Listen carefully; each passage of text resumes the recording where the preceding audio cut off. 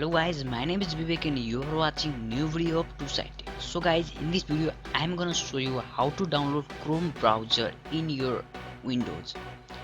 This trick is work on all three Windows, Windows 7, Windows 8 and Windows 10. So guys, if you have any browser right till I think you should have their Internet Explorer, okay? Press on just Internet Explorer.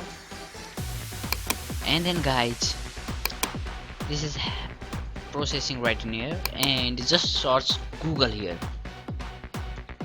Oh sorry, I accept. Just search Google here,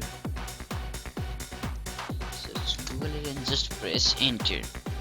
And then after searching Google here, and please click here the Chrome web browser, okay?